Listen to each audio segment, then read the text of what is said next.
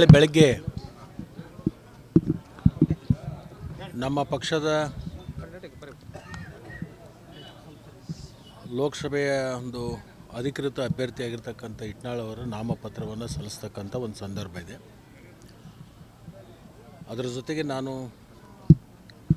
ಆ ನಾಮಪತ್ರ ಸಲ್ಲಿಸುವಂಥ ಸಂದರ್ಭದಲ್ಲಿ ಅವ್ರು ಬರಬೇಕು ಅಂತ ಹೇಳಿ ನನಗೆ ಆಹ್ವಾನವನ್ನು ಕೊಟ್ಟಿದ್ದರು. ಅದಕ್ಕೋಸ್ಕರ ಬೆಳಗ್ಗೆ ಬರೋದಕ್ಕಿಂತಲೂ ಮುಂಚಿತನೂ ಬರೋಣ ಅಂತ ತಿಳ್ಕೊಂಡು ಇವತ್ತು ಬಂದಿದ್ದೀನಿ.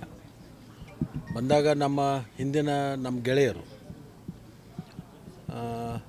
ಅನ್ನೋದಕ್ಕಿಂತಲೂ ಹಿರಿಯ ಸೋದರ ಥರ ನನ್ನ ಜೊತೆಗೆ ಇದ್ದುಕೊಂಡವರು.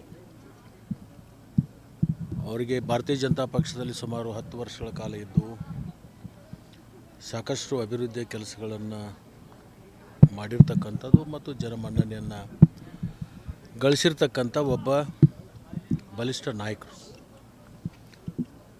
ಈ ಸರಿ ಅವರಿಗೆ ಅವಕಾಶವನ್ನು ತೆಗೆದು ಬೇರೆಯವರಿಗೆ ಅವಕಾಶ ಕೊಟ್ಟಿರ್ತಕ್ಕಂಥ ಸಂದರ್ಭದಲ್ಲಿ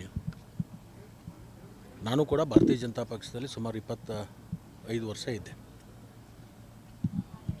ಇತ್ತೀಚಿನ ದಿನಮಾನದಲ್ಲಿ ಪಕ್ಷದಲ್ಲಿ ತತ್ವ ಮತ್ತು ಸಿದ್ಧಾಂತ ಅವೆಲ್ಲವನ್ನೂ ಕೂಡ ಇವತ್ತು ಬದಿಗಿಟ್ಟು ಒಂಥರ ಏನೋ ಹೊಸ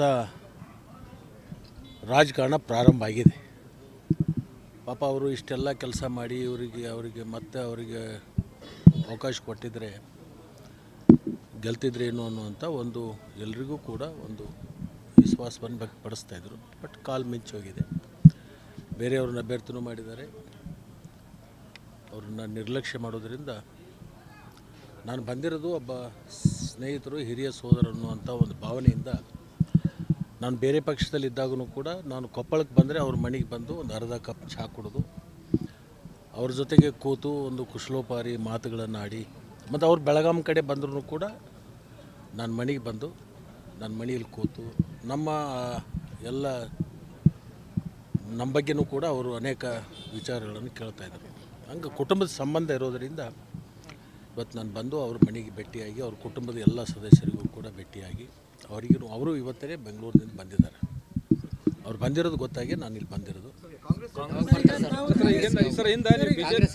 ಅವ್ರು ಬಿಜೆಪಿ ಕರ್ಕೊಂಡ್ಬಂದವ್ರು ನೀವೇ ಅಂತೆ.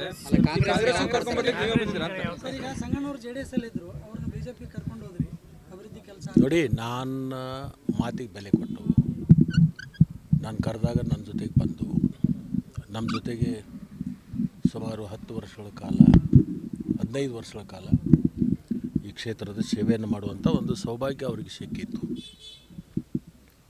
ಯಾವತ್ತೂ ಅವರನ್ನು ನಾನು ಕರೆದಾಗ ಒಂದೇ ಮಾತಿಗೆ ನಮ್ಮ ಮಾತಿಗೆ ಒಂದು ಮನ್ನಣೆಯನ್ನು ಕೊಟ್ಟು ನಮ್ಮ ಜೊತೆಗೆ ಬಂದು ನಮ್ಮ ಜೊತೆಗೆ ಸೇರಿಕೊಂಡು ಪಕ್ಷವನ್ನು ಬಲಾಢ್ಯ ಮಾಡೋದರಲ್ಲಿ ಅವ್ರದ್ದೇ ಆಗಿರ್ತಕ್ಕಂಥ ಒಂದು ಸೇವೆಯನ್ನು ಮಾಡಿದ್ದಾರೆ. ಆ ಒಂದು ಸ್ನೇಹಪರವಾಗಿರ್ತಕ್ಕಂಥ ಚರ್ಚೆಯಲ್ಲಿ ನಾವು ಇವತ್ತು ಭಾಗವಹಿಸಿದ್ದೀವಿ.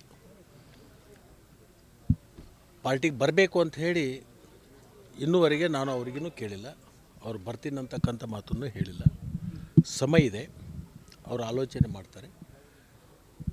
ಅವರು ರಾಜಕೀಯ ಅವರು ಕೂಡ ತಮ್ಮ ನೆಲೆಯನ್ನು ಹುಡ್ಕೋಬೇಕಾಗತ್ತೆ. ಅಲ್ಲೇ ಇದ್ಕೊಂಡು ಅವರ ರಾಜಕೀಯ ನೆಲೆ ಹುಡ್ಕೋಬೇಕು ಅಥವಾ ಬೇರೆ ಕಡೆ ಹೋಗಿ ಅವರ ನೆಲೆಯನ್ನು ಹುಡ್ಕೋಬೇಕು ಅಂತಕ್ಕಂಥ ತೀರ್ಮಾನ ಮಾಡ್ತಕ್ಕಂಥದ್ದು ಅವರು ಮತ್ತು ಅವ್ರ ಕುಟುಂಬದ ಸದಸ್ಯರು. ನಾನು ಅವ್ರಿಗೆ ಬರಬೇಕು ಅಂಥೇಳಿ ನಾನು ಇವತ್ತೇನು ಆಹ್ವಾನವೂ ಕೊಟ್ಟಿಲ್ಲ. ಕುಶಲೋಪಾರಿಯಾಗಿ ಇವತ್ತು ಮಾತಾಡಿದ್ದೀವಿ. ಸಮಯ ಇದೆ, ಇನ್ನು ಮುಂದಿನ ದಿನಮಾನದಲ್ಲಿ ಕಾಲ ಏನು ತೀರ್ಮಾನ ಮಾಡ್ತಾರೆ. ನೀವು ಆಪ್ತರಾಗಿ ಏನು ಸಜೆಸ್ಟ್ ಮಾಡ್ತಾರೆ ಈ ಸಂದರ್ಭದಲ್ಲಿ? ಅವಕಾಶಗಳಿದಾವೆ ಅಂತೀರಾ ಸರ್? ಏನು ಅಂತ ನೋಡಿ, ಸೋದರನಾಗಿ ನೀವೇನು ಅದನ್ನು ಸಜೆಷನ್ ಕೊಡ್ತೀರಿ? ಹಿರಿಯ ಸೋದರಲ್ಲ, ಕಿರಿಯ ಸೋದರನಾಗಿ. ಹಿರಿಯ ಸೋದರನಿಗೆ ಅವರಿಗೊಂದು ಒಳ್ಳೆ ಭವಿಷ್ಯ ಸಿಗಬೇಕು ಅಂತಕ್ಕಂಥ ನನ್ನ ಅಪೇಕ್ಷೆ. ನೋಡೋಣ, ಕಾಲ ಇನ್ನೂ ಮಿಂಚಿಲ್ಲ, ಕಾಲ ಇನ್ನೂ ನಮ್ಮ ಮುಂದಿದೆ, ಸಮಯ ಇದೆ. ಆ ಸಮಯಕ್ಕನುಸಾರವಾಗಿ ಅವ್ರ ಜೊತೆಗೆ ಇಟ್ಟುವರೆಗೆ ನಾನು ಮಾತಾಡಿದಾಗ ಬರಲೇಬೇಕು ಅಂತ ನಾನು ಕೇಳಿಲ್ಲ. ಅವ್ರ ನಾಡಿ ಮಿಡಿತ ಅವ್ರ ಆಲೋಚನೆಗಳನ್ನು ಸ್ಟಡಿ ಮಾಡಿದ್ದೀನಿ. ನೋಡೋಣ. ಸ್ಥಳೀಯ ನಾಯಕರೆಲ್ಲ ಈಗಾಗಲೇ ಚರ್ಚೆ ಮಾಡಿರುವಂಥದ್ದು, ಹಾಗಾಗಿ ನೀವು ಬಂದಿರೋದು ಒಂದು ನಾನು ಡೈರೆಕ್ಟ್ ಬಂದು ಎಲ್ಲೇ ಗೆಸ್ಟ್ ಹೌಸ್ಗೆ ಹೋಗಲಿಲ್ಲ, ಎಲ್ಲಿ ಹೋಗಲಿಲ್ಲ. ಸಂಗಣ್ಣವ್ರು ಇಲ್ಲಿ ಬಂದಿದ್ದಾರೆ. ಫಸ್ಟ್ ನನ್ನ ಹಳೆಯ ಸ್ನೇಹಿತನಿಗೆ ಭೇಟಿಯಾಗಿ ಟೀ ಕುಡ್ಕೊಂಡು ಇನ್ಮೇಲೆ ಕೀ ವೋಟರ್ಸ್ ಜೊತೆಗೆ ಸಮಾಲೋಚನೆ ಮಾಡಿಕೊಂಡು ಬೇರೆ ಬೇರೆ ಚಟುವಟಿಕೆ, ರಾಜಕಾರಣದ ಮೇಲೆ ನಾವು ಚಟುವಟಿಕೆಗಳನ್ನು ಮಾಡಬೇಕಾಗುತ್ತೆ. ಈ ಕ್ಷೇತ್ರವನ್ನು ಗೆಲ್ಲಬೇಕು ಅಂತ ಹೇಳಿ ನಾವು ಗುರಿ ಇಟ್ಕೊಂಡಿರ್ತಕ್ಕಂಥದ್ದು. ಆ ಗುರಿಯನ್ನು ಮುಟ್ಟಲಿಕ್ಕೆ ನಾವು ಏನೇನು ಯಾರ್ಯಾರನ್ನು ಸಂಪರ್ಕ ಮಾಡಬೇಕು, ಏನು ಮಾಡಬೇಕು ಅನ್ನೋದು ನಾವು ಕೆಲಸವನ್ನು ಪ್ರಾರಂಭ ಮಾಡಿದ್ದೀವಿ. ಅವ್ರು ಇನ್ನೂ ತಮ್ಮ ಕುಟುಂಬದ ಜೊತೆಗೆ ಚರ್ಚೆ ಮಾಡ್ತಾರೆ. ಅವರು ದಿನಮಾನಗಳಲ್ಲಿ ಏನು ಆಗಬಹುದು ಏನಿಲ್ಲ ಅಂತಕ್ಕಂಥ ಚರ್ಚೆ ಮಾಡ್ಕೊಂಡು ತೀರ್ಮಾನ ಮಾಡುವಂಥದ್ದು ಅವ್ರಿಗಿದೆ.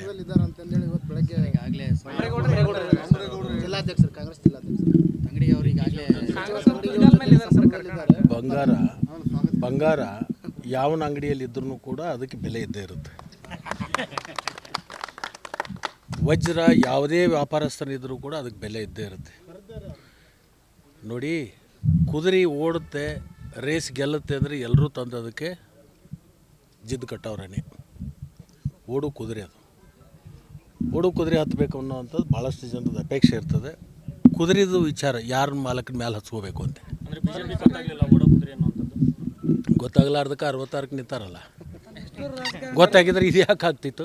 ಸರ್, ಬಿಜೆಪಿಯಲ್ಲಿ ವರ್ತನೆ, ಹಿರಿಯ ನಾಯಕರ ವರ್ತನೆ ಏನು ಸರ್? ಯಾಕಂದ್ರೆ ನೀವು ಅನೇಕ ವರ್ಷಗಳು ಬಿಜೆಪಿಯಲ್ಲಿ ಈ ಥರ ಅವಮಾನ ಮಾಡುವಂಥದ್ದು, ಈ ರೀತಿಯ ಕಡೆಗಣನೆ ಮಾಡುವಂಥ ಹಿರಿಯ ವಿನಾಶಕಾಲೀನ ವಿಪರೀತ ಬುದ್ಧಿ.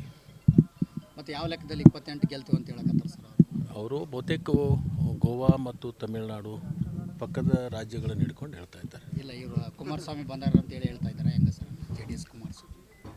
ಕುಮಾರಣ್ಣರ ಬರಲಿ, ಹಿರಿಯ ಅಣ್ಣನ ಬರಲಿ, ತೀರ್ಮಾನ ಮಾಡೋರು ಮತದಾರರು.